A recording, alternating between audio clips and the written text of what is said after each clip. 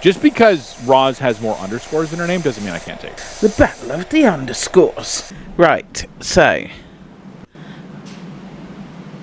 this is it, guys. This is the stream. This is the whole stream, yeah. Just Red and Ros spraying each other in the face because it amuses us. So, the last time we were here, you were prepping for Thanksgiving. God, we were. That's right. Damn. How was Thanksgiving? Did you give Thanksgiving was actually... fuck that shit. No, we did. Thanksgiving was actually very, very nice. We had a friend over, and so it was like sort of like a mini Friendsgiving. I know that's sort of a popular thing that people do these days. But yeah, like we just had, it was the, Oracle, Sage, myself, and then friend who honestly, like this friend, Sage met in college, and this friend was actually the maid of honor at our wedding. And she happens to live like less than a mile away from us, which in New York City is, still pretty far. But lives close, and we did she was in the scene study class with us and all that stuff. So like we've actually, kept in touch over the years, and it's been a nice addition. And in fact, Sage is getting ready to go out and do a movie and dinner with said friend in a little bit. So yeah, we had a really good Thanksgiving. It was nice. We cooked a turkey breast. We had a few other of our favorite Thanksgiving type food stuffs, which is like these egg noodles, mashed potatoes, stuffing, things like that. Corn. We're very basic with Thanksgiving, but that's kind of like, it's very, I think you just do whatever works for you and your family and just run with it. So sounds very good. It was very nice. It was actually a lot of fun. I hope we get to do it again. Good. So yeah. Now we're facing Christmas. Yeah, and now it's Christmas. Oh my Lord. Yeah. So yeah. Are you all set for it? Excuse me. No. I did literally just before stream, like probably an hour or two before stream, book our travel presents and stuff. I don't. I have no idea. We've just been doing a low key sort of like, we're gonna just get little things for each other, and just kind of get, because it's the family members and stuff. It's been a low key kind of a stress on us. So, but anyway, we're looking forward to a change of pace and a change of scenery, and hopefully seeing some people. That'll be nice. Yeah, that will be. How about you? Are you ready for Christmas? Pretty much. We do the whole family thing. We have them over here. We cook, etc. So it's a big sort of to-do this month for us each year. Usually I go for what we call the annual Christmas shop with my friend around this time of year, and we get all the food and stuff in. So yeah, we've not done the annual Christmas shop this year, and okay. I just did it online, but doing it online is so much harder, because when I just go aisle by aisle and just grab everything. I'm like, if I see it and I know we usually have it, I'll just grab it. And then online, I'm trying to think like, oh God, what do I usually buy? But we've got a turkey now, so that's all that matters. Nice. Yeah. The whole like what online is easier because you could just do it all without moving. But yeah, then it's like it's also simultaneously so much harder. Yeah, it's but it's fine. I mean, my main stress is getting the turkey, and that is currently sat in my freezer ready for the great defrost. Nice. Nice. You don't deep fry it, do you? You're not one of those people that has a fireball in their front yard. No, because honestly, I'd like to see that. Could you? I'm kidding. I'll stream it. Yeah, there you go. We actually cook it up Christmas Eve. and then like chop it all up, Yeah. put it in the fridge, because all the other veg and stuff will heat it back up on Christmas Day. Because we cook a big turkey and what we call a gammon, which I assume you guys would call a ham. You can't just call it a ham. You have to call it something weird, don't you? But yeah, so we do the turkey and the gammon, and then just the veg as well. So we cook up the turkey the night before, chop it all up, put it in the fridge, ready to cook the ham the next day. No, do you cook it on the hob? No. That's the surface thing. That's the grill. No, that's the burnt. I don't know. That's where you put your pots, the hob. Okay. The hob. No, so you cook it in the oven. Yes. Which y'all probably call. My whole level of snark has just failed me. I couldn't think of anything cheeky to say. We call it the Bernie box. The burn. There you go. But yeah, so that's what our Christmas shapes up to be. We gather everyone round. Daughter, yeah. We cook all the meat, have a bit of a food coma, and get ready for the next year. Yeah, food comas are the best. But yeah, it's nice. But you mostly like stay in your place and people come to you, or do you do? Yeah, we do much. We make everyone come to us.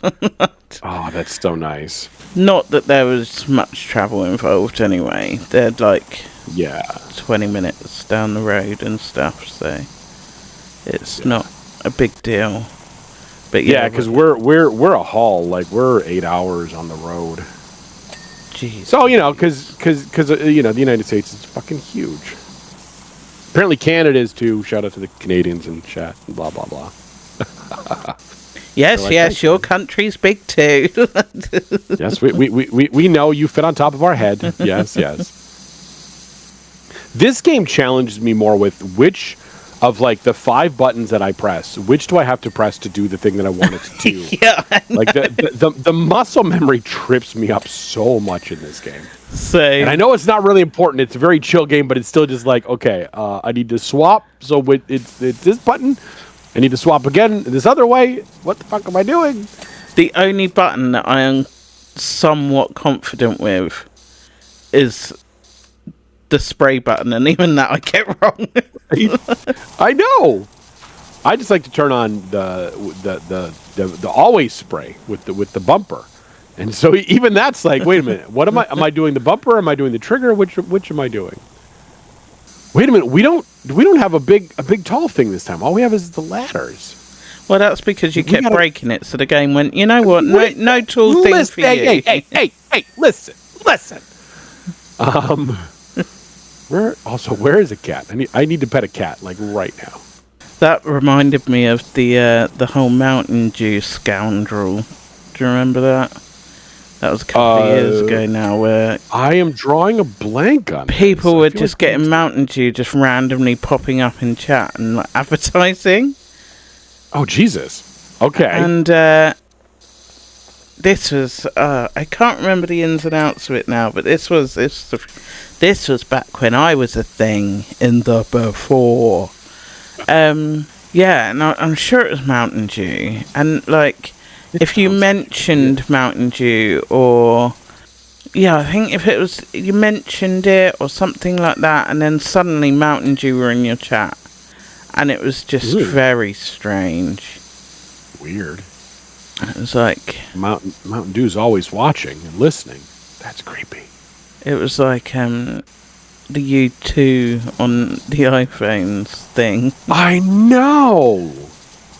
You wanted that U2 album? Nope. Well, you got it. Okay, but can I remove it? Nope. Absolutely not. How about get fucked? Nope. Okay, fine. You like free things stuff, right? No. Forced free, yeah. You will take our music. Yeah, because I vaguely remember Nutty doing something ridiculous where every so often he would get like a new logo on his stream, and he ended up with like a whole screen filled with logos or something because of that. Oh, I can't remember the ins and outs now. I'll have to look it up. So I've seen a few something. people. You just made me think. You made me think of something, so I'm going to yap on it from them. I've seen a few people that have redeems that are like, add, another one of near and dear to my heart. Add a red panda to the stream, and so they'll add images of red pandas literally all over the screen until the screen is like practically filled with red pandas or something like. Just that kind of stuff. I'm like, I want to do one of those redeems, but I haven't had the spoons to figure that shit out. Imagine having the energy to do shit. I think it's Nightinator I've seen do it. She has stickers. Okay. And like the screen just gets filled with all these stickers and things. It's fun. Oh yeah. It's a bit of fun, but yeah, exactly. But just like got the energy to figure that out. Like, okay. So, on the topic of drawing 2025 to a close, I wanted to talk to you about something you posted on Blue Sky, I believe it was. Yeah, it would have very well been because, it's the only place I post. Well, there's Mastodon, but who's on Mastodon, really? I can't remember the last time I opened Mastodon. No, same. But I'm derailing you. I mean, that's kind of my thing. But anyway, yes, the thing I posted on Blue Sky. One of many things you've posted on, questionable things you've posted on there. Right? Yes. No, you mentioned, because obviously this time of year all the recaps and things start coming out, and let's compare ourselves to each other, etc., etc. And you mentioned about like how important it was to not do that and remember everyone's on their own journeys and etc., etc. And I just thought, yes, that's a really good thing to actually do, because in the midst of seeing everyone's and like where everyone's been and what everyone's done, and I think it's really important to remember that comparing yourself to other streamers isn't a good idea. Exactly. Well, I think the phrase or the saying is that comparison is the thief of joy, and it's so true, because like this is now episode 3 of the Red and Ros yippity yap hour, and as we've mentioned, like there are so many factors that come into play when you're streaming that like you can't account for everything, and like 90% of them, I just made that up off the top of my head, are out of your control, so and a lot of that does come from my own experience and my own, like I say this to myself as much as I say this to anyone else, of like it's not about looking at, because I know that all the platforms love to have those recaps, because then that becomes like, oh, everyone wants to be on Spotify, so you can have Spotify Wrapped, or everyone wants to get the Twitch, so you can have the Twitch numbers, which I like sharing those too. But then you start to look more at them, and you're just like, oh, but this person has this many thousands of hours, and this person has this many tens of thousands of hours, and somehow this person has 100,000 hours. You're like, how the hell? And then you look at yourself, and you're like, well, I've got like a couple hundred, and so it's really easy to just get down on yourself of like, well, I'm not as good as them. It's like, well, the quality of it doesn't really come into play as much as you think it does. So it's always been important Sorry, carry on. Yeah. No. I mean, feel free to cut me off at any time, because I will yap forever and say nothing about it. But like, so much of it is like, you need to find. Hold on a second. I need to answer my wife on something. Well, I'll finish my thought then. Yeah, as go he's for abandoning us. But like, a lot of people will see it as, well, if I stream for that long, I will also gain what they're gaining. I will get those followers. I will get that whatever, and it's just not true. Yeah. Exactly. Like, oh, if I just stream more or do more, that's where it gets to be tricky. Oh, their top category was Fortnite. I should play Fortnite when usually you're a just chatting streamer. You know, yeah. And exactly, like they put in this many hours of work. I have to put in this many hours of work. They stream this long. I have to stream that long as well. Yeah. Yeah, it's just, as you say, comparison is the thief of all joy. Yeah, and so much of it comes down to like, okay, but then, like, having those numbers be the metric by which you hang your own happiness, hang your own sense of accomplishment on these, like, and because that is so far out of your control. It feels good when the numbers do what you want them to do, but like conversely, then it feels bad when they don't. And again, there's nothing you can do about that. You can emulate someone until the cows come home, but the result will always be different. Even from your own stream, you can catch lightning in a bottle for one stream, and then do the exact same thing the very next time and have vastly different results. Yeah. So for me, it's been so much about, okay, I need to, because on my own streaming journey, I hit back in early 2024. I about burnt myself out with streaming. I hit a point, several things sort of came to a head all at once. And I was like, I can't keep continuing like this. I don't know what I need to do, but for the moment, I'm just going.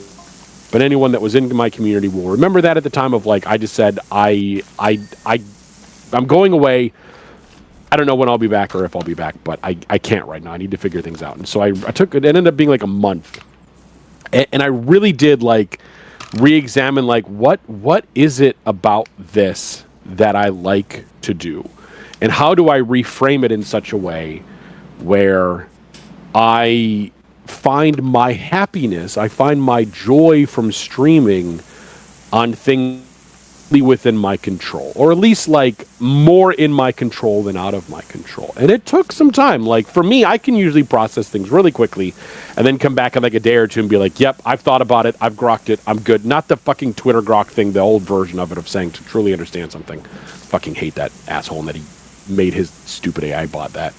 Anyway, sorry, rant. And so I then came back there were a few things that I had also set out to do for myself during that break that I never got around to, and then I came back and I heard a few comments from certain people in times that really resonated with me when they were like, you seem much happier now doing what you're doing. Like, you seem like you're having a lot more fun now than before, which struck me in two ways. Of one, no one had said to me before that I wasn't having fun, or they didn't seem like I was having fun. So I was like, oh God, was it that obvious that I was not having fun streaming? And then also like, oh, so I must have definitely reconnected with something that I enjoy, because it's becoming apparent to people that like, oh, Red is having fun again and is a fun person to be around. So, and it was really like focusing on, I want to produce a stream that I am happy with and proud of and have fun with. And I want it to do cool things that I'm happy to share with people. And so the focus became more of, okay, what fun things can I do on stream that I like to do? And what fun interactive bits can I put into place that people will have fun with? As opposed to, how do I get, 10 average viewers, 15 average viewers, 20 average viewers, or how do I get, put on an event that'll bring in all these people? And so really, really, truly shifting the focus to that made it a lot more fun to me. And now, like, streaming is very much my happy place. I've missed not being around for a week. And then it also is a fun thing that I like to work on as a hobby and keep things, interesting that way, and focusing on what it is that I want to put first when it comes to the priorities of what I'm working on for stream.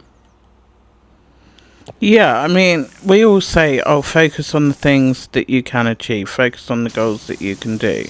But no one really helps you understand what that is, because when you're stuck in that mindset, you're sort of like, but I can control the numbers, because and you can't. It's not can't. possible.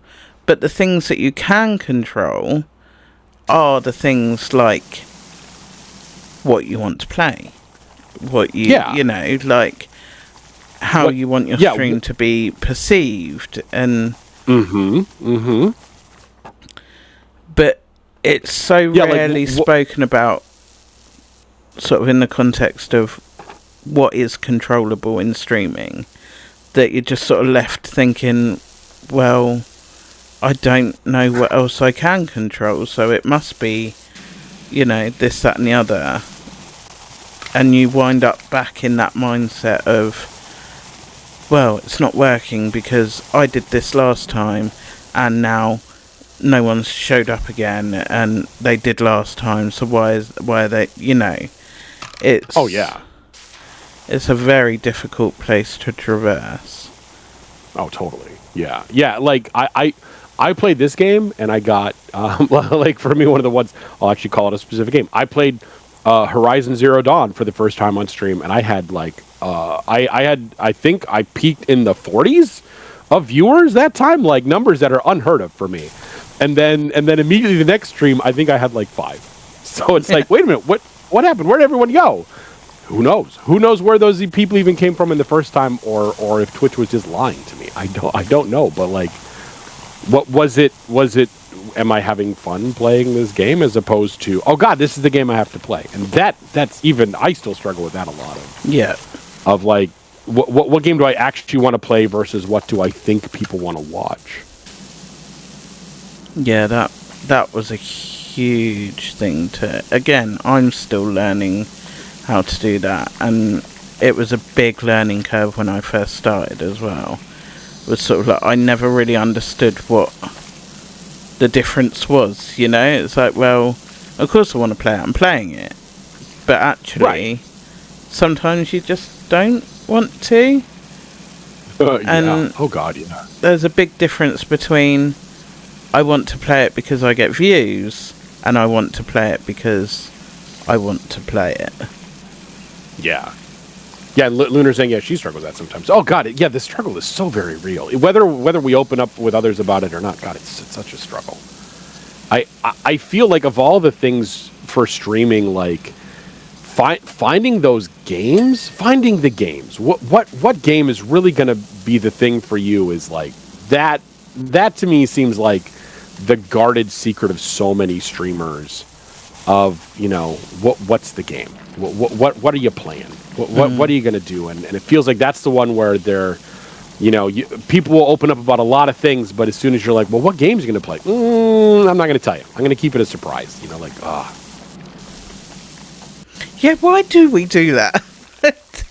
I don't know. I guess, like, because I catch myself going, like, when I'm having a bad day, which happens more than I'm open up about, but I'm like, okay, I need to find the game to fix all my problems in life. Yeah.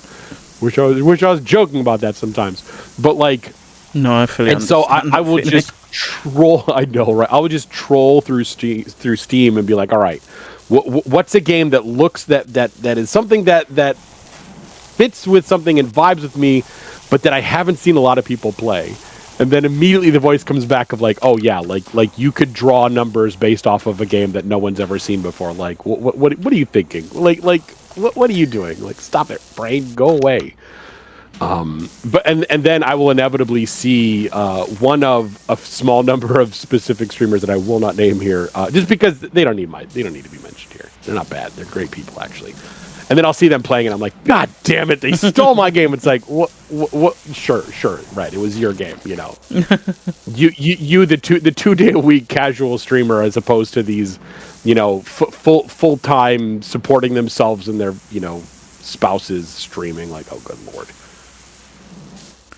Yeah, I that is a very real feeling though. When even though you've not told anyone that you're gonna play XYZ. Yeah. But then suddenly someone you know, and then it's like, well, why are you copying me? Why are you stealing my content? I know you're stealing my shit. Even though, like, there's like, well, for some of these, I'm like, there is overlap for some of these streamers, because So I got some of my community from a couple of them. But oh my god, yeah, it's like please. But yeah, I feel like that's the one that I still struggle so much with. Just what game do I play? Because I go through those moments of like I want to play this game or that game, but I kind of said I was going to play these other ones, and I think everyone's going to be like, Red, just play what you want to play. Mm-hmm. And it feels like a game you really like. It's boring to watch. That's tough too. Oh my god. I struggled with that a lot. One of the biggest games actually I struggled with was Talos. With that, yeah, because I was like, I literally can't make this entertaining. I am sat here going for like 3 hours, you know. Yeah. Talos can be really when you're moving and getting the puzzles, it's more interesting. But then as soon as you get stuck, it's like, oh, this has got to be boring to watch. Or you get those really long, like, okay, Talos is getting really philosophical on me now.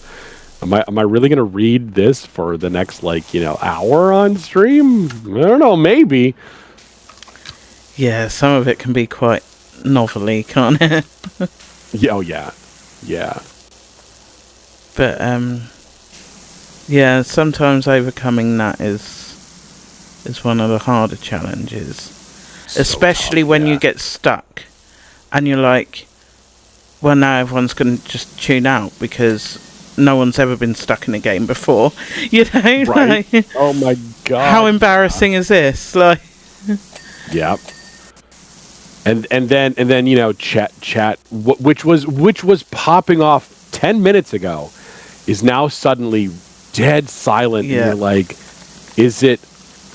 the logical part of your brain will go, oh, they're lurking right now. They're just at a natural lull in whatever they're doing or something, or they've had to step away to go to, do this.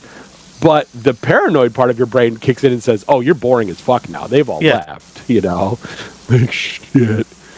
Paranoid, I need you to shut the fuck up, please. Call yourself a streamer. You can't even get past this bit. Now everyone's left. I know! Oh my god. And that's not to say to anyone in chat, please talk more. That's just yeah, exactly. Yeah, the random musings of Ros at this point. Everything you say is through the lens of we're sharing the inside craft of two people who are very very small beings who happen to have the same sort of brain monsters. Yeah, and just happen to have the microphones right now. Like, yeah, we're not experts in this. We're just two people who happen to just have microphones at the moment, and are egotistical enough to talk about it. Yeah. That's why you don't like lurking. Oh,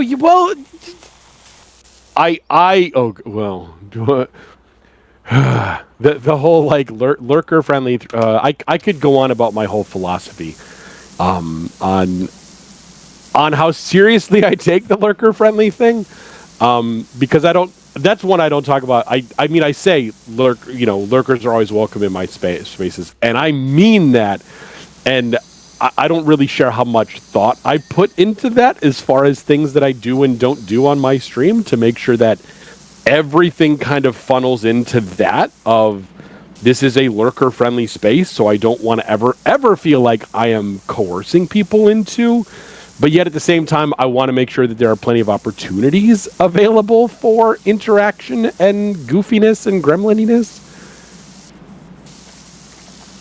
Yeah. No, I don't overthink about this at all. In fact, in my Discord mod chat, I just literally dropped like a couple of paragraphs about one interaction that happened, and me thinking way too much about a certain aspect of my stream. I don't want to go into any more details than that, but just like, yeah, I think about this a lot. So, yeah.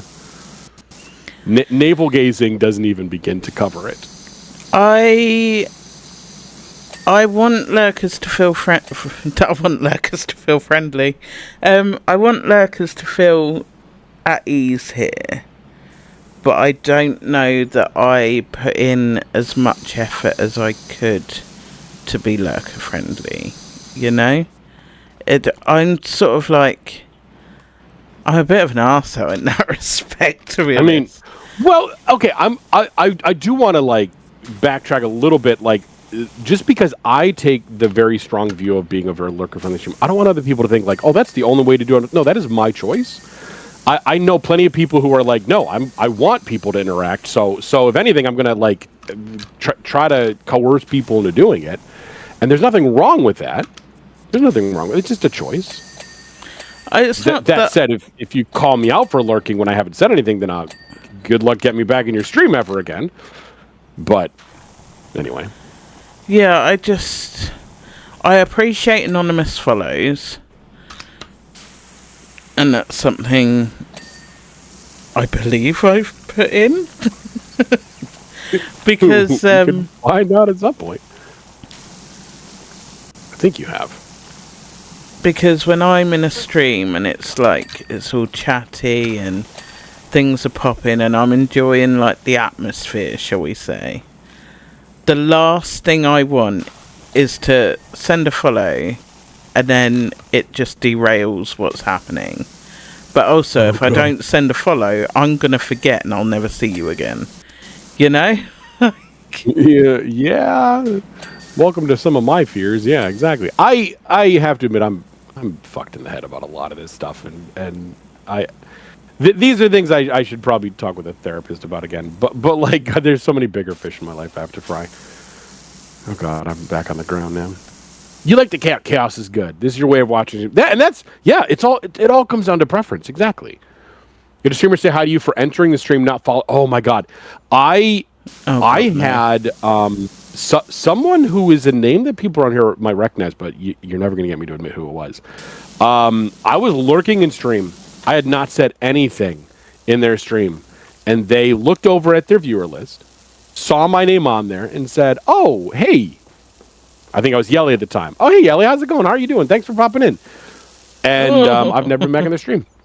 It wasn't even like anything much, but I felt so awkward because I'm like, I heard you say that, and now I feel like I have to interact with you, and I'm like, and now it's awkward. And again, hello, welcome to Red has what overthinks things a lot, and it's not always cute. And unfortunately, like, yeah, I don't want to do that ever again. So I've never been back in their stream. Yeah, no, that's not okay. That I would immediately delete myself from the internet. Yeah, I still follow them. I still say hi to them when you know, if I ever happen to see them in other people's streams. But like, I've never been back in their stream. So you know, like, sorry, but I'm never gonna admit who that was. Some of you may know, but please don't say. Said there, I never knew that etiquette of don't call people out. You notice. I never. Yeah, like that's a me thing of like if I've redeemed something, and this is part of the philosophy that I bring into my streams, and welcome to the depths of how much Red overthinks all of this stuff. If I have a redeem that puts your name into chat, or I see that in someone else's, then I'm like, okay, now you've sort of announced yourself and are okay to be like, hey, how's it going? But I don't want to ever like go beyond that. But I don't know. Or if you chatted, then it's kind of like, all right, you, in my opinion, you're open then to like having questions asked of you. If you've just made a redeem, then you've opened yourself to being said hello to, and then that's it until any further interaction goes on.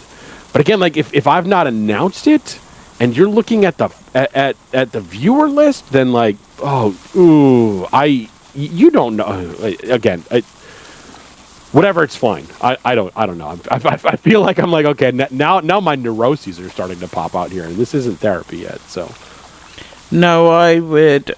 A, I never look at my viewer list. B, I don't have my view account visible to me while I stream. And C, if you don't talk in chat or on the occasion make a redeem, because I try not to call out redeems, but it's not like a dead set for me. Like, if you're going to redeem like a hydrate or a Lamar treat or whatever, then yeah, if I go, oh, hi, Red, like, and you haven't spoken, I'm not going to apologise. Do you know what I mean? Well, I might apologise. Sometimes I apologise. Sure, I apologise often to me, that's for sure. But then, no, I wouldn't apologise to you. New people I like to apologise to. Yeah. I don't look at my view account or my list or anything like that. Like, as far as I'm concerned, if you don't talk or redeem something, then you're not here. If you want me to know that you're here, redeem something. If you want me to talk to you, talk to me, you know? Yeah. I never used to turn off that sort of stuff. And it took me a long time to stop looking and turn it off. But I must say, you can't act any differently if you don't know it's any different, you know? Yeah, oh yeah. Because I remember in the before, I peeped at my viewer list when I was live. I was like, oh, chat's not doing anything, like, and I was really like, there's no one here, there can't be anyone here, and I looked, and there was a few people obviously lurking, but there was one person that was lurking that made me change my demeanour. It was a partnered streamer and someone that I had hoped to gain the attention of for a little while, and I had finally gained their attention, and they hadn't said anything, they hadn't followed, they were just watching. And there was an instant shift, and ever since that day I've never seen them again. And so ever since that day I literally turned it all off, and I stopped looking, and I stopped caring about who's lurking. Not that I don't care about who's lurking, I've stopped caring to look who's lurking, you know, because I knew that one person I wanted to sort of gain the attention of probably left because they noticed that I had done something I probably shouldn't have done behind the scenes, you know? Could very well have been, yeah. I mean, that's kind of like if... So it's like you just made a great example of like if you look and like just unable to look at chat, right? And Lunar like too anxious a person, mood. But just like okay, so you're gonna, let's say hypothetically you're gonna look at the viewer count and see if someone is there. You have two possibilities: they are and they aren't, and either one is going to artificially shift your mood and your approach to what you're doing in the moment. And it's like, don't do it, because and both of them are bad, because either they're there and you're going to panic and freak out a little bit, that's what, or they did. aren't and you're going to or they're not there and you're going to be slightly demoralized in the moment. And either one is like it's not worth it. From a similar standpoint, a lesson that a much younger Red learned the hard way was if you're dating someone and they have a journal, don't fucking look at their journal no matter how much you want to. Because no matter what you see, it is not going to be a good time. And you have now, the worst part is you have now, ruined and broken the trust with that person. So it's like the trust with yourself, of your trust that you're just going to do your thing with the people that you know that are in chat, and trust yourself to do, to put on the show, to use my current example. Put on the show that you want to put on the stream that you want to put on with the people that are there. Don't be looking to see who's there or not there. I admit I do that a little bit after the fact, because if you run a local stream bot, then you have a list of the people who have connected to chat. This is one of those sides I'm like, I don't think a whole lot of people talk about that part of it, but I'm like, I'll look after the fact, and even then I'm admitting it more now than I ever should. But it's like, I'll look after that and see, who was all there and everything. And that's I used to say, your presence is felt, and that was my sort of code for saying, I see that you showed up in chat. But I don't even want to really mention that, because even that's like, Red, why are you looking at that and keeping track of that? I'm like, well, I'm just curious, and it doesn't really affect me either way. But I don't want people to think like, oh, he's keeping attendance. Like, no, I literally am not. People, we all have lives. We all have shit we got to do. Yeah, I mean, after the fact, it's fine because it's not going to change anything, Yeah. But if they're there, you get ecstatic and perceive they aren't. Yeah, you go normal. You don't get demoralized. Well, that's good. Maybe it's my own insecurities popping through a little bit. Yeah, I mean, maybe it's just me. They're not. And, yeah. I wish I could be so blasé about life. I know. I wish I could just turn the part of my brain off that has to analyze every situation. Like, I promise you, we are not an immediate threat. You don't have to. Twitch is not a threat. You can stop thinking about it this way. My brain's like, okay, but what if? Shut up, brain. We're mentally unstable. No. I mean, if you're a streamer and you're not somewhat mentally unstable, congratulations, you are a unicorn. At least that's my take on it, as someone who is also a theater person. Once upon a time theater person. Actually, no, I took a class. I think it counts. Crazy? I'm still crazy. Hey, man, it's just, does your crazy match my crazy? Are they compatible?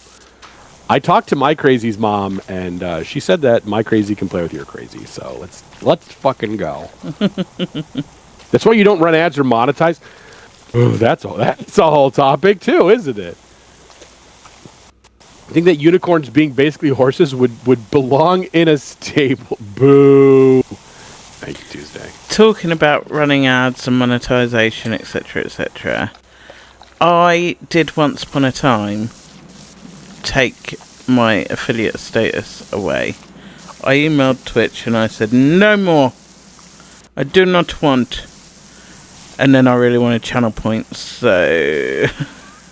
and here we are. Yeah, I know. Look at all those fun redeems you can do. Because I'm sorry, I'll be here all week. Love it. I had it set up as chat commands, but no one does a bloody chat command. No one does chat commands, let's be honest. And, yeah, so I sold my soul back to Bezos. Good. You gotta get those measly Bezos bucks for a little bit of fun in my stream. Or even worse, Dan Clancy bucks. Good lord. They're the same thing. They are one and the same. Twitch doesn't much give us a chance on the ads. It's either pre-rolls or running them. I completely agree, Lunar. In the sense of like, I have a Blue Sky thread on this once upon a time. I said, I want to see what numbers of someone as small a streamer as I am, what is the effect of running pre-rolls versus running mid-rolls on my view count and what I perceive to be my own discoverability. And even at my size, which is not that big, it is basically a statistical rounding error. There was a noticeable difference when I ran mid-roll ads as opposed to pre-roll ads as far as my view count.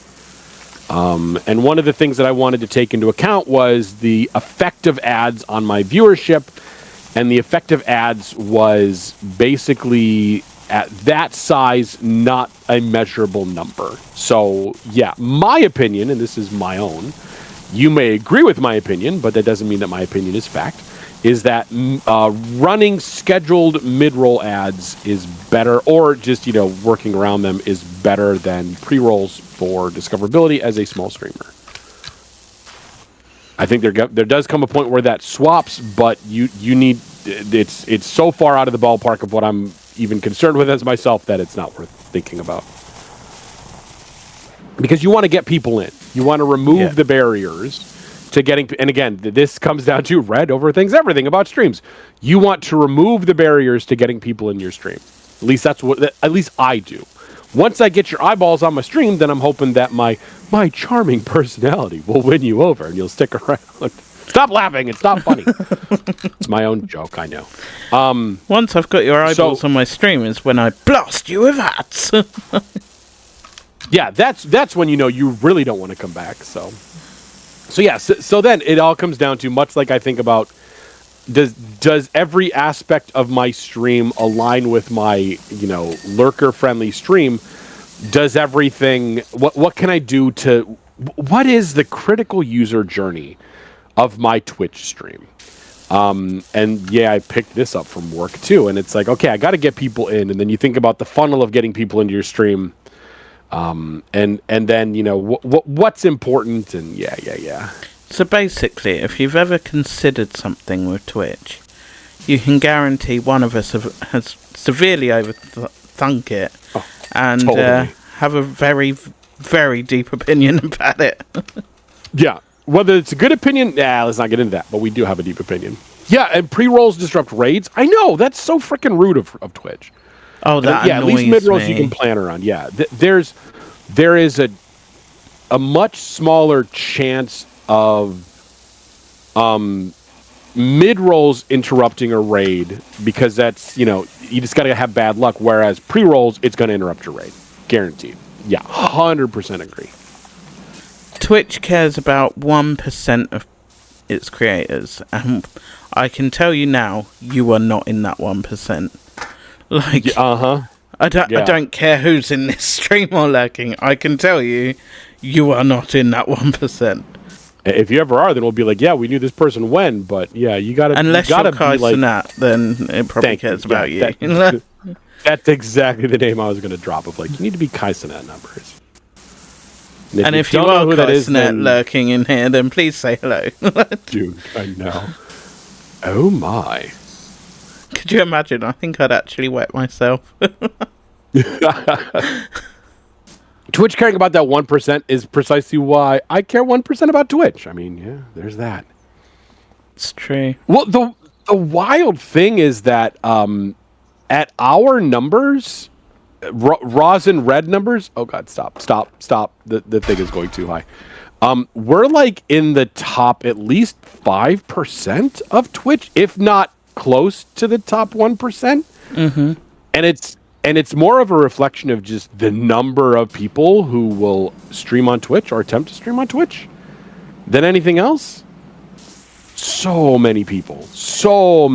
The fact that if you stream like twice a month, you're already like in the top 25% or something like that. Yeah, it feels like a bit of an achievement, doesn't it? But realistically, it looks good on paper. You need to get back to that point. Yeah. Oh, so the payment process is cracking down on adult content. It's terrible. Yeah. Oh, yeah. Oh, my God. Let people make money how they want to make money, Just process the payment processor. Talking of... Stop it. Renegade Red Panda and... Yeah. Buying things like that. How important do you think branding is to streaming?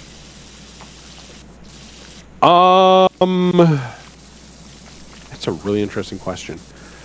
I think... Oh, shit. Chat, you're welcome to answer that too. Yeah, I think my instinct says that, like... It's important to... I don't know. I want to say it's not as important as other things, but I have to sort of step back and ask the douchey question of, but like, what do you mean when you say I think we first need to describe what branding is. But then that's like, okay, I'm just dodging it at that point. We can make it out whatever we want it to be. I think, I don't know. In the sense of like marketing yourself though, like how do you get people in? It's a really good question. I don't know. So kind of depends on the vibes of the channel. As Sil says, yeah. In that context, in the sort of context I'm going for here, is sort of like we all go for a particular theme, don't we? Like my theme seems to be underscores, Yeah. You've got the panda thing going on. Sil's got like a library sort of theme going on. Monday with the meetings and the tea. I suppose you could argue law at that point is also branding, isn't it? But I guess it's just another way of saying it, yeah. would you say it's overly important? Or do you think that your personality should be what people remember you for? Or not so much your personality, but like something else other than, oh, that's Ros, she's the one with all the underscores, you know? Like, oh, that's Sil, she's the one with the library. That's Yelly. That's Red. He's the one with the pandas. I know. Who am I? Yeah. You know? I think. Well, I'm going to read what Sylph said. Oh my God, there's so many people. Can't speak for others, but for my branding, if anyone plays up Tethercat, I also play it up. Otherwise, you don't pay attention to it. If it's pretty close, tight-knit community and you like that, then the branding from that. I think it is kind of important to at least understand, like, okay, even from the sense of like, am I going to be a highly competitive first-person shooter player? Am I going to stick to one game and sort of brand my whole community around that and try to show off my fantastic, FPS skills and go from there and build my community around that? Or am I going to be, chill kind of gremlin, kind of whatever? So I think it's important to know, again, kind of like we talked about in the first one of these we did, where finding out, like, why is it that people would watch you? And I think having that be your brand and understanding your brand in that sense is important, because discovery on Twitch is shite. We know this. Like, there's more than I think people realize, but still, like, it's hard to build that social graph to know what to show to people on the site, and just the nature of live long form content also works against discoverability. So in order to tell people about what it is that you do as a streamer, as a channel, as a brand of yourself, I think your branding is important in that sense, and then making sure that, again, like, that everything at the very least doesn't work against your brand, and what it is that you're trying to do, possibly even to the point where everything that you do on your stream should work towards supporting what it is that you want to do on stream, and what your vision is. If you're community focused, someone who wants to have a bunch of people on, then making sure that you have a good queuing system, that you have a good group of people that know each other, that can support that you get a people that understand the kind of values that you hold in the game, versus if you're purely solo and you just want to have just a tight knit off community off of there, that you have everything, that people understand that about you, and that, like, okay, if my goal is to have people on the Discord, having a community that everything sort of like points towards that, and that your stream supports your Discord and your Discord supports your stream, those kind of things. So I think to really find success, yes, branding is important, but not so much necessarily in the, like, you don't have to do it in the traditional sense. You just have to understand what is your goal, and then how do you have everything either support that or at least not actively work against it. Right. My long-winded rant about that, or ramble. So with marketing being, like, because I agree it is important, do you think that, how can I word this?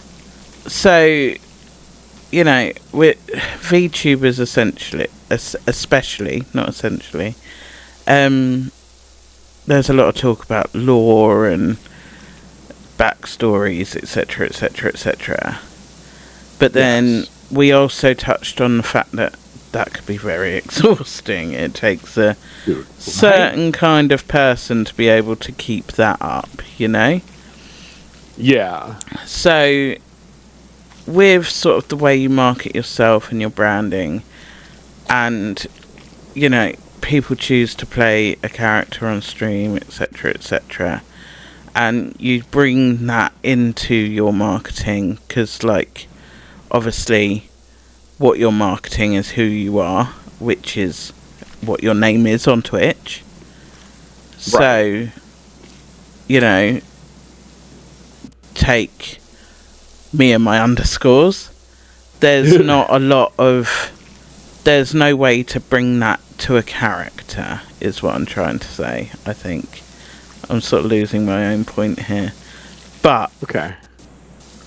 With... Take you, for instance, your thing is very much Red Panda. Yes. So do you think you side a little bit heavier onto yourself, or do you think you put more emphasis onto the Red Panda thing to sort of market yourself? I think if I had to draw the line between the two, I would go more for my own personality, for myself over the Red Panda thing, because the Red Panda is in itself like not something I can really build anything on other than just like, yay, we have this really cute image and people who appreciate red pandas, but the kind of people who would appreciate the red panda as is might not necessarily be the kind of people who'd want to show up in my streams and you know, support me as a streamer. So I think I do have to. The red panda is a cute sort of like way that I can differentiate myself between other streamers of similar type, in the similar space, but ultimately, like, the red panda can't be the first and foremost thing that I would use to market myself. I would just use it throughout there just as a sense of like, you know, it's a way to like build the brand recognition for me, but it can't be like the first and only thing I would put out there, if that makes sense. Yeah.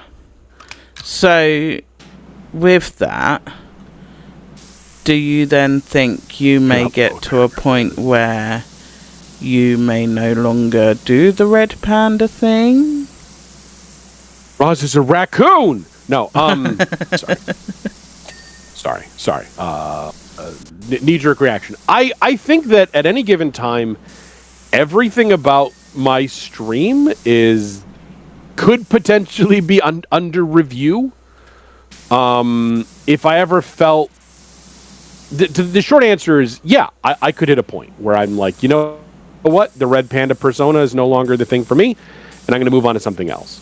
But like, it would have to be in support of what is the bigger, it still says a very loose definition of branding, but like, you know, what is the branding that I'm going for? What is the vibe? What is the experience? And it would have to be in support of that. If I'm ever like, okay, the red panda thing's no longer working out, I'm going to now switch to be, you know, a mysterious hacker personality and lean into more of the cyberpunk in that sense. Then that would be a decision I'd make at that time. Oh my God, there's handprints down here. That's not creepy at all. Oh my God, Red potentially changing his name? Never. That would be very off-brand for him. Right, exactly. I haven't thought about that in 5 minutes. I still have a note to like think of new names and stuff. It'll happen someday. Yeah, so nothing's planned though. Nothing's planned. Let's just clear that one up. I think it all just reverts back to the question of lore for me, isn't it? Because lore is essentially branding. And yeah. I to and fro about it so much. There's an idea rattling around the brain cell in there, but you know, how far do you really take it, and is it really that important? And you know, I don't know. Yeah. I mean, I think it comes down to, is it important to you? Do you want it to be important to you?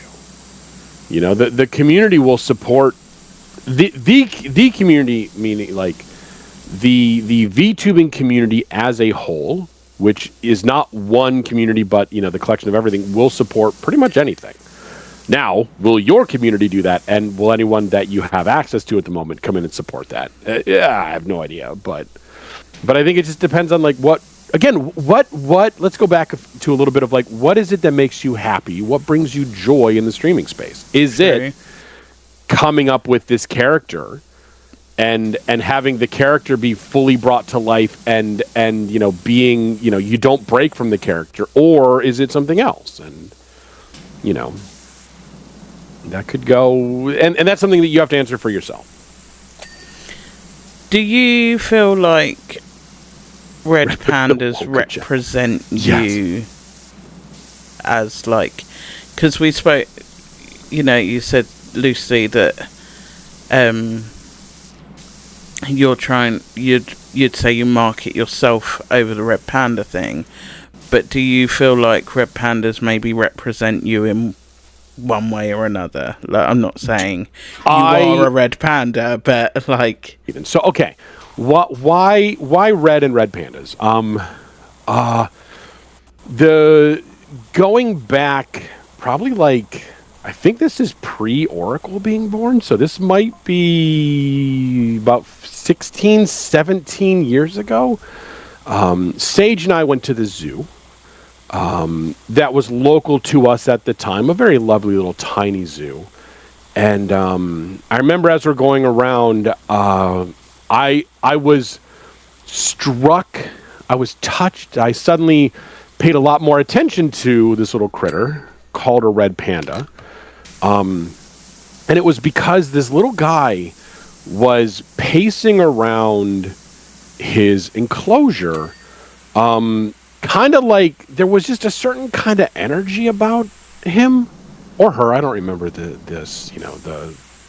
gender, the sex of the panda, but and it was one of those where it was, unfortunately looking back, it was kind of a sign of like this panda was a little bit in like kind of distress, like because we came back the next year and it was a different red panda. So I think it was the panda was starting to go a little bit stir crazy, but something about it in that moment was like, panda, I feel you right now. Like this kind of like somewhat cooped up, kind of almost mildly manic energy just really struck something with me in the moment. And it was just pacing, not anything like super crazy, but it was like just pacing in specific pattern that altered a little bit here and there, but it just felt like there was a little bit something behind it. And so I don't know, in that moment, it really just sort of made me take note and be like, oh, this is, to really note about the red panda. And so it became kind of a thing. So I ended up spending quite a bit of time. It was probably like 20 minutes or something, But for our trip, which was, we could get through the entire zoo in 2 hours, it was a lot of time. And it's just something that kind of stuck with me in the moment of like, yeah, this little guy, I don't know. I feel like some kind of a connection with it. And so we'd go back the next year and the next year. And then over time, learning more and more about the red pandas and them being very, very solitary creatures. And also even more that I've learned recently, like they're kind of an evolutionary thing of their own. They're the Ilurus fulgens, and like there's nothing else in their family of things, so they are kind of like a bit of loners, kind of by themselves, but they're also like, oh, they're pandas. They're the first pandas, but they're not the ones that everyone thinks of as a panda. They think of the larger panda. So just the more I've learned about them, the more that kind of like rings true with me of someone who can fit in with a lot of communities, but due to my own mental health, journey and struggles, it's really difficult for me to find places that I feel like I truly belong. And that's felt very similar in the sense of like, I don't know, I feel a little bit of similarities in the sense of like, yeah, when I think about where the red panda sits in the larger, evolutionary chain of things, it's like I identify with that quite a bit. Where like, yeah, you're kind of like a raccoon, but you're not really a raccoon. You're kind of like a fox, but you're not really a fox. You're kind of like a panda, but you're not really a panda. So you fit into all these places, but where is it that you truly belong? So the more I learn about it, it's like, God, yeah, that really does speak to me on a level that resonates again with my own journey of my mental health over the years. But also, when you get down to it, they're really fucking cute. You know, like that doesn't hurt. They're fucking adorable. So, there's my long-winded answer about why red pandas. It started off with like a connection based off of like a, Panda Bro, I feel you in the moment, to like, oh no, like I actually kind of relate with this little furball a lot more than I think I realized. And I just, again, if you look for similarities in places, you'll find them because you can invent them in your head. So I'm not denying there's not some of that coming into play, but it's just always been something that has kind of stuck with me. And I'm like, yeah, you know what? The more I learn about red pandas, the more I like them. Zoo animal, I am stressed. I resonate so heavily with this. It's going to be my entire personality now. You're not wrong. You know? Yeah, so basically it stemmed from... I put a post up on Blue Sky earlier about... I can see myself potentially hitting 1,000 followers on Blue Sky at some point. Could happen, yeah. And that is something that's never really felt attainable on any sort of social network before. And it's something, it means absolutely nothing. It changes nothing. There's not going to suddenly be a carriage awaiting for me every day I wake up, you know? There's never going to... Nobody's told Roz about the carriage? No, I'm kidding. No, there's not. There's not going to be a fanfare as I walk down the street, you know? I'm not suddenly going to be recognised in the local supermarket. Yeah, you walk into the shop. Don't you know how many followers I have on Blue Sky? They're like, I'm sorry, what's Blue Sky? Yeah. Listen. But it's a silly little thing that I wanted once upon a time. And now I'm not even close. I'm not even at 600 followers. Like, this is still a silly little thing that isn't yet attainable to me. But potentially could be. But you got to start somewhere, yeah. And then... And that's just what sort of took off the thought process of branding and stuff like that. Trying to move to... What's the words I'm looking for? Not get noticed, but more get remembered, you know? That's another thing. Yeah, that's a really good point. What is memorable about Ros? You know? What makes people go, oh yeah, I need to follow her. I wonder what network she's on, you know? Like, oh, what was her name? Yeah. You know? Mm-hmm. How do I find her again? What is memorable? Yeah, I would like to subscribe to her magazine or newsletter kind of thing. You know? Yeah. That's the question, isn't it? And that's where the branding thing stemmed from. I don't know, like that does come down. Oh God, we're both in the same spot. Okay. I'm moving. What is the user journey you're trying to push? And again, you don't have to like tell it to any other people, but just knowing like, okay, is the goal to get people onto Twitch? Is the goal to get people onto Blue Sky? Is the goal to get people into the Discord? You know, where are you ultimately trying to funnel people to? And then what is it you're doing to support that or to make that happen? And that's not to say if you just want to have fun and go live and stream, then yeah, don't worry about it. Don't think about it. It's fine. Just if that is your goal, that is your journey, is get people, just have fun. But I think a lot of people forget that streaming for fun is actually a valid thing as well, you know? Oh, totally. It doesn't have to be, you don't have to spend your life thinking about these things like I do. You absolutely don't. Streaming the goal is to have people say hi. Well, there you go. Nice. Streaming can just be, I'm playing a game, so I may as well stream it. It doesn't have to be any more than that, you know? I mean, that is where a lot of people, I think, start off, and I think on some level it should always be there. Yeah. Thank you for hydrate, Luna. So, on the topic of the end of the year and goals and with a capital G, etc.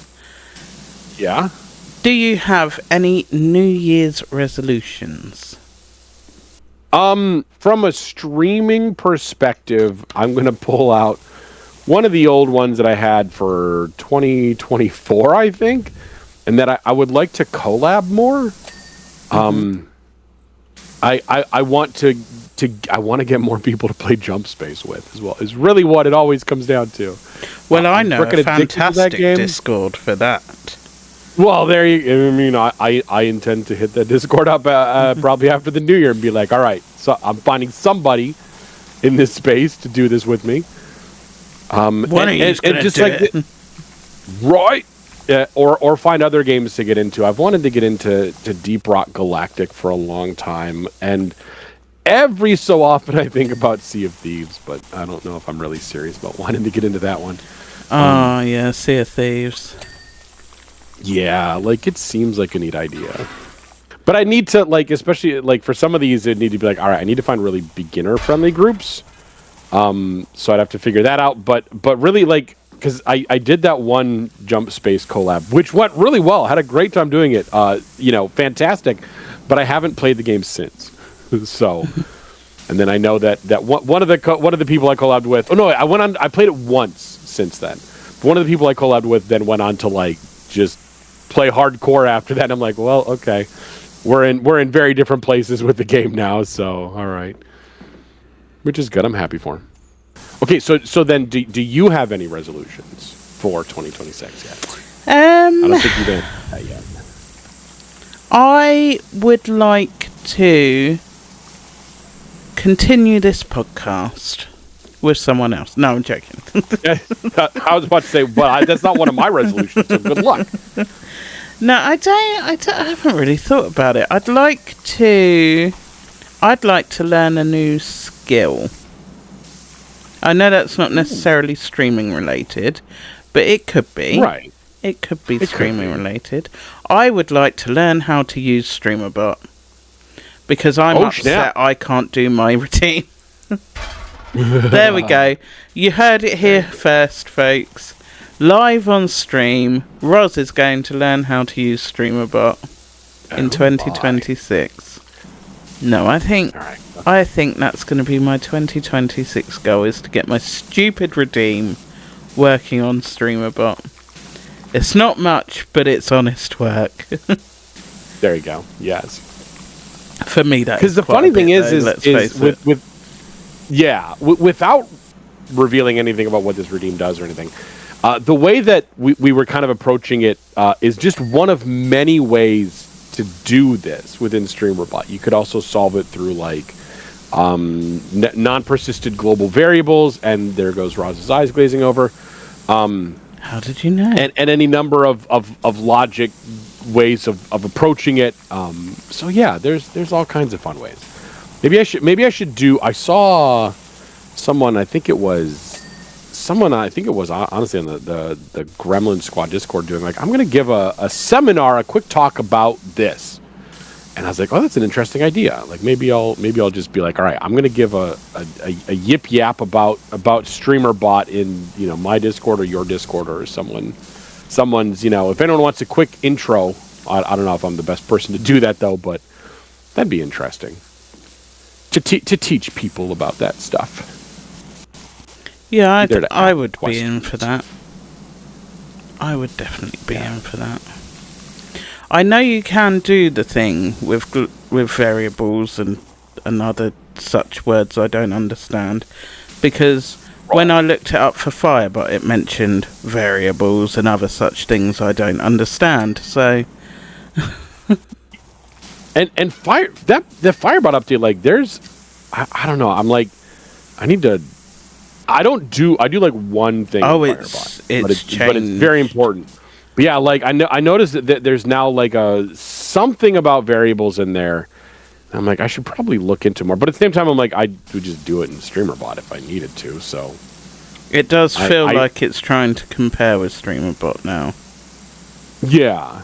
Like, I do my uppies thing in Firebot, and that's it. That's all I need to do in there. Oh, but it's so easy to do uppies in Firebot. That's why it's there, because it runs better in Firebot than any other bot. So, oh, that's interesting. vaguely trying to figure out SpeakerBot. Yeah. I use SpeakerBot for a few things on my stream. But yeah, and learning to code is fun as well. Yeah, that's a good goal of, like, again, starting simple, starting with a simple language, but knowing that, like, everything that you're about to do can be translated to other, you learn the underlying concepts of it, and that you can apply it to all kinds of things. I did start tinkering with Python. Yeah. But I stopped, and I don't really know why. And I should tinker more, because I actually got somewhere with it, and I made things do things, and I knew why they did things, and I felt like a smart cookie. So maybe that's another resolution. This time next year, I'm gonna be Ros the bot wrangler. No, that's too far. We will understand vaguely. Yeah. Learning a little bit more. I mean, for me, a lot of, like, picking up, especially, like, new languages, computer languages, is giving myself a project in that language in order to get better at it and work with it. Like, I wrote some Go code, Golang, specifically for my Twitch stream as a way to also learn to be better about it for work. And now I work a lot more in Go with work as well. But I prefer to work on my own stuff, because then it's more fun that way. Oh, so Lunar's got Bingo set up in SpeakerBot. Nice. There we go. Okay. I love Bingo. Bingo's fantastic. Bingo is this little chat buddy and also Discord bot that the Gremlin Squad stream team uses. Do you ever consider going back to flesh tubing? I mean, no. No, not at all.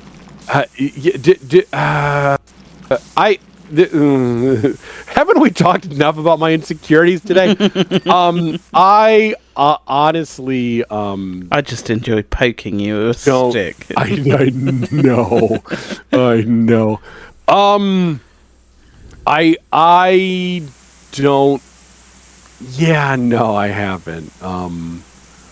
Just because, again, like all the reasons that I transitioned to PNG ping tubing and then VTubing it itself are still there. Like I don't see why anyone would want to watch a 46-year-old balding dude on the internet, but a red panda though is adorable. Yeah, and also again the micro expressions. I don't want people to know what I'm really thinking, even though people don't, because only I'm that weird. Yeah, be a VTuber, kids. It's great fun. You get to have all of your mental illnesses and stuff. Just they become fun quirks then. Oh, you're a flesh tuber back in 2015 and would definitely not do it again. Yeah, I'm like, no, I'm good. I had my moment. I still have all of my little, like, I bought 2 little mini ring lights, little mini tiny things. They're still there, but they never get turned on. So, but that's okay. I must say, I don't miss being blasted in the face by light. Yeah. Just to get a good view, Yeah, and now all the beanies that I bought to cover the glare from the light. This is a true story. Now I just get to use them as fun beanies in the winter, as opposed to all of that. They're no longer an asset. Yeah, I do want to get a. There is a beanie prop that I could put on my model. The winter paw canine that I do want to get. I just have to again do it and find a color texture for it that I like. I've been toying around with the idea Not dual streaming, because God knows everything will crash and burn if I try to do that. But maybe giving a day to YouTube. You could. You absolutely could. It's a whole other beast over there. Oh, I don't know, I know it. Yeah. But I did consider it. And I'll probably consider it some more, but... Yeah.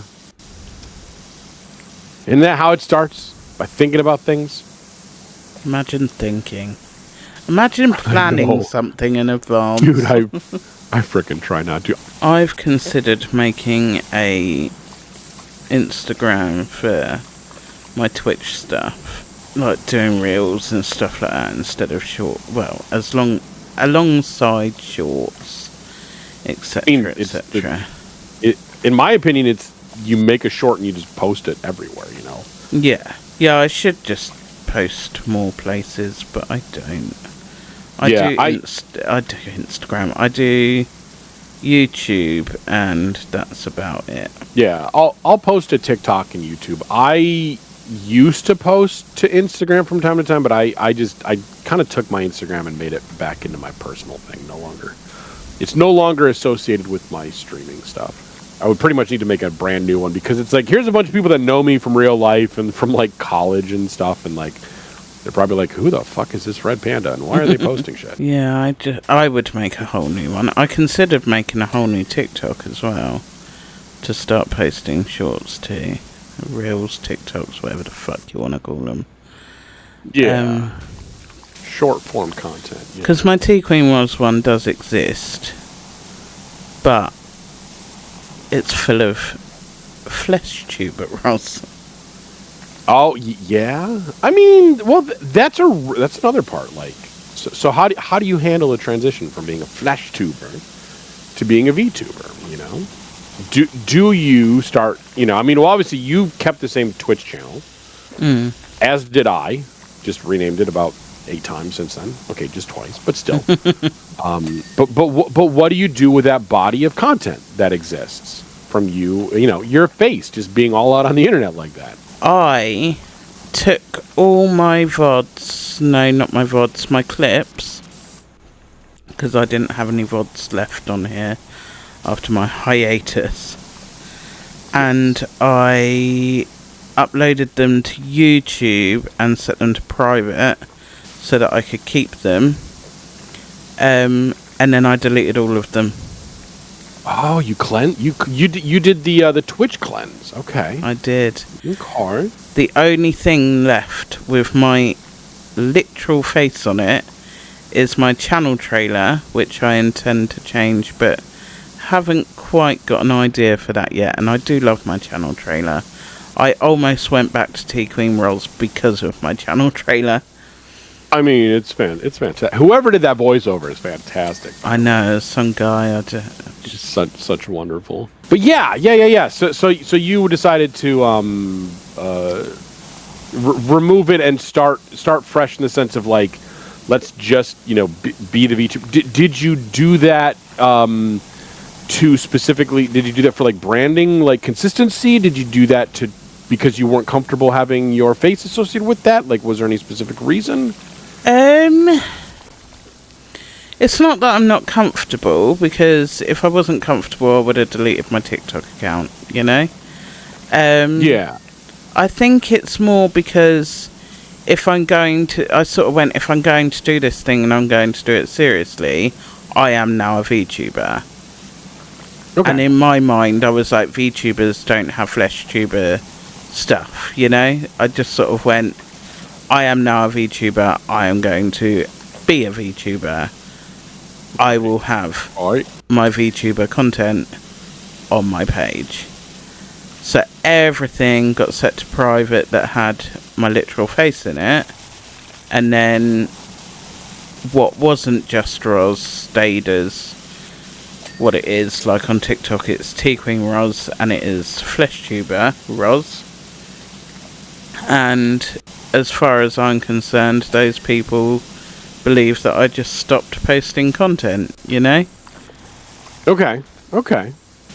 It's not that I'm like going for anonymity or whatever the word is, but it's more just like that was T Queen Ros. This is just Ros. Imagine being anonymous on the internet. That's wild. I almost got rid of my channel trailer, but I can't bring myself to do it. I love my channel trailer so much. It's wonderful, yeah. Being confident in what you're doing is great for keeping consistent revenue, but the shareholders demand growth at all costs. Yes, they do. Does it really matter? No. I haven't even seen any crossover that I know of from like TikTok and YouTube and stuff like that. So I think that's another thing, is like treat each platform as each platform. If you want to monetize the content over there, monetize the content over there. But don't post there in the hopes that you will see people coming here, because it doesn't happen like that. That is the hope, but yeah, I've seen I think I had maybe one person who said, "Yeah, I found you from TikTok," and then they don't come by anymore. So I used to ask people, like when they came in, I'd be like, "Oh, so if you don't mind me asking, how did you find us?" Do you know what I mean? And the answer was always, I was just scrolling on Twitch. So I just stopped asking people. Yeah. My ego got a bit hurt. Rip. Yeah, I always get curious about that. I want to know, but I also I don't want to pressure you. I don't want you to make it feel like, what? Why is this panda asking me so many questions all of a sudden? No, I'm just happy you're here. Please don't leave. Oh yeah, regular YouTube versus YouTube Shorts too, because some of them haven't hit 1,000, but quite consistently I've been getting around 1.5k views on my shorts. Nice. But my long form content, I'm lucky to get 2 views. God, that's 4. I haven't tried seriously with that, but it seems like that's a lot harder. But yeah, because you gotta get the shorts feed. So, but those are good numbers. Those are very respectable numbers for shorts. Yeah, I'm pretty proud of my shorts. Some of them, a lot of them, don't get me wrong, are 400 or something like that. It's still pretty respectable. But yeah, a fair few of them have done over 1,000 now, and I'm happy. I'm happy with that. Yeah. Especially as I don't put a lot of effort into editing my shorts. I just trim it down, put a capture whatever the fuck it's called, subtitles on it, and bish bash bosh done. I know. I'm so I'm just, if it doesn't clip down through the Twitch editor, then I don't post it. I'm just so lazy with that stuff. I would like to go through my VODs. I don't even caption them. I'd like to go through my VODs and create a longer short with more context, but I can't be asked. I edit enough, Yeah, no, and your editing is pretty cool too. I like it. Thank you. I know what I like about this is that we're small enough to be relatable, but have been doing it long enough to talk on it. Yeah. Oh, totally. Yeah. I feel that. I'm hoping that people find what we have to talk about helpful, if not informative. In the space that there's a lot of people that are going through the kind of things that we've been through and have still a good amount of memory of, and are able to talk about it, as opposed to if we're someone who is talking about, how do I get up to X hundred CCV and retain an audience that way. It's that's a very different problem space, a very real but very different problem space than what I think a majority of Twitch is looking at. So yeah, I agree. Maybe not quite so eloquently, but yeah. I remember when I first started, I was listening to this podcast and taking on board a lot of what was said and stuff like that.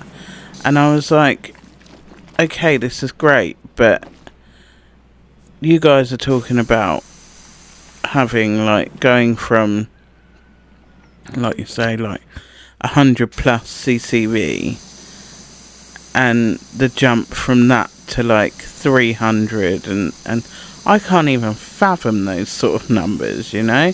God, which yeah, all the way back then was sort of like, because I did ask Yelly to do a podcast with me a long time ago. Once upon a time it was mentioned, was yes. sort of my motivation for that. It was like, I wanted, because there's nothing in the streamer space that I have found, I may be wrong, for small streamers by small streamers, you know? Yeah. And I think Yeah. maybe people don't have the confidence to put it out there, maybe they don't feel like they know enough, etc, etc.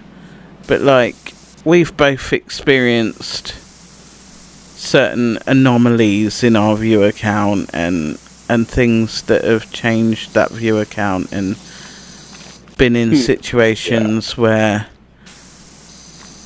you know, the good, the bad and the ugly. And I think it's good for not just new streamers, but streamers of our size who may not have experienced that yet, to know that it does happen, and this is how we handled it, and this is how we handle the day-to-day of Twitch and navigating the space, etc, etc, etc. It's just nice to know there's someone out there, you know? That's the way I look at it anyway. Someone has been through the thing that you're going through, and there is a through, and this is what helped, you know, this is what helped me get through. You know, that has anyone else? Yeah, absolutely, people have. You are not alone. If there is one universal truth that I have picked up in life, it is that you are not the only person to ever go through the things that you are going through. Oh, absolutely. There are almost countless number of people that have been through the exact same, if not the exact same thing, but something that is comparable enough that it can be lumped together safely and accurately. Like, there are people that have been through it. Will you get through it the exact same way? Maybe not. But your situation is not as unique as you might want to think it is, or even admit to. Talking about Twitch and their useless features. I mean, like useful features. Do you ever pay much mind to their discoverability thing, where you put in the game that you want to play and it will tell you what you can expect average viewers sort of base on any given day? I don't ever do anything more than just look at it as an interesting curiosity. Yeah. Like, as more of like I wonder what Twitch, you know, would recommend me to play based off of this. So I've noticed that I feel like it's gotten better suggestions, as in they're not all completely out of left field anymore. There's some that are like, oh, okay, these are games I might actually consider playing. Yeah. But I've never looked at it as a serious, like, suggestion so far. No. It's always just been that's interesting, Twitch. I remember when it first became a thing, and I was just like, you want me to play what? Like, oh, I know. The suggestions were wild. Now and again I'll go in there and I'll just like, oh, well, I'm considering this game, what does Twitch think about it? But I must say, half the time their numbers are fucking nonsense anyway. Oh, yeah. Yeah. For how much data Twitch has about all of the streamers, like, that it's also really hard to get the numbers to make sense for what is basically a statistical rounding error.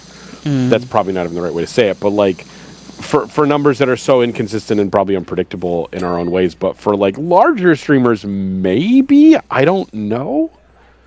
I mean, so much of Twitch does seem like it's geared around the larger streamers, and that, which, I mean, oh yeah, honestly, it's back to that 1% again, isn't it? Like, yeah, like, if I'm a platform and I'm focusing on, you know, features, I want to have them make the most money for me, so I'm going to make them for the streamers and the people that make me the most money. So, but then I don't know if you've been following Zach Bussey and his updates about some of these sponsorship deals and how kind of downright insulting some of the sponsored dashboard numbers are.